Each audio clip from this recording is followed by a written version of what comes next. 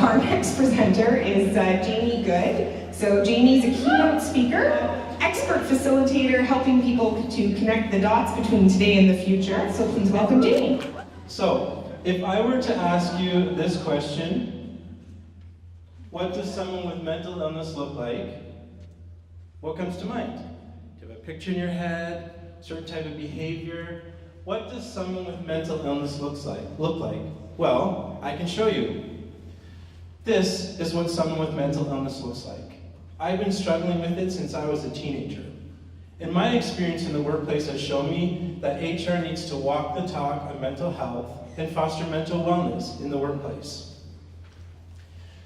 Now, about 8 years ago, I was diagnosed with PTSD stemming from childhood sexual abuse trauma, and I've been struggling with depression on and off for years. 7 years ago this month was a major trigger for me when my father died, and on the same day that he died, I found out that he wasn't my real father. True story. Now, some of you are like these drag queens going, I want to get out of here. Where are the exits? I don't want to hear this. La la la la la la la la. Because mental illness has become a taboo subject for us in our society. And we use these stigmatizing words that we shouldn't instead of words that support and help. So for someone like me, in the workplace, at home, anywhere I go, I can experience triggers from the trauma that I've experienced at any time, any place, anywhere, without warning. News article, a tweet that I read, casual conversation at lunch. This presentation is a trigger for some people tonight. And that means I'm constantly scanning the environment for possible warning signs of these triggers. It's a side effect of PTSD called hypervigilance. So when I go out for dinner, I like to have my back against the wall so that I can kind of scan and see what's going on. It makes me feel safer. I feel the same way in an office. So in a previous job that I had, they decided to rejig the floor plan. They decided to kind of change things around into that open office concept, and I no longer have my back against the wall. When I told the head of HR, their response was, that's the way it's going to be.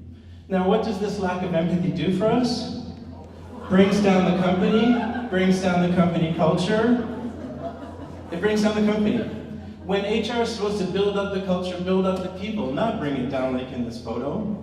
And yes, 7 years ago, my father died, and that crazy story did happen. I found out on the same day that he wasn't my father. Do I think about this all the time? Yes, I do, because my real father just lives down the 401 in London, Ontario, and has no intention of meeting me. And Hallmark does a fantastic job of reminding me of these types of things all the time, with Father's Day, Christmas, all this stuff, and Sibling Day, because of course 2 years ago I found out I had a brother I didn't know that I have. So I still have to go to work though, I still have to go to meetings, I still have to do the work that people expect of me, and how do I do that?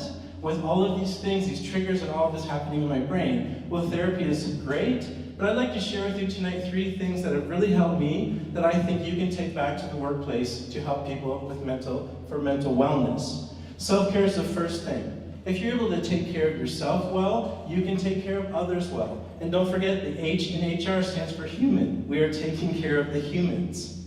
My favorite self-care activity, deep breathing. It's always with me, I can do it at any time. I think in for 3, out for 6. And it's so effective, I got a tattoo about it that says remember to breathe. My second recommendation for you in terms of behavior for mental wellness is mindful reflection. Take yourself off of automatic thinking and automatic reactions and reflect more. Think about why you're doing the things that you are doing.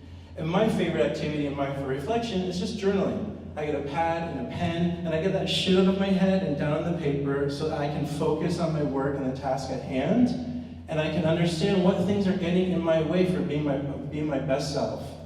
Because if we can better understand ourselves, then we can understand others as well, and this is the first step towards empathy. And as Matt has said, and I agree, empathy is the #1 skill for the 21st century. Sounds great for HR, right? And empathy, what does that really look like? Well, we always say walking in someone else's shoes, but in action, on the ground, it's active listening. It's being vulnerable. It's withholding judgment when someone asks, what does someone with mental illness look like? So I believe it starts with us. Practicing behaviors that demonstrate mental wellness, self-care, in for 3, out for 6, mindful reflection, and demonstrating empathy. Because people like me, we still are expected to go to work every day in the morning and do what we're expected to do. So how about we walk the talk of mental health, disrupt the stigma and the taboo on mental illness, and create beautiful workplaces instead. Thanks.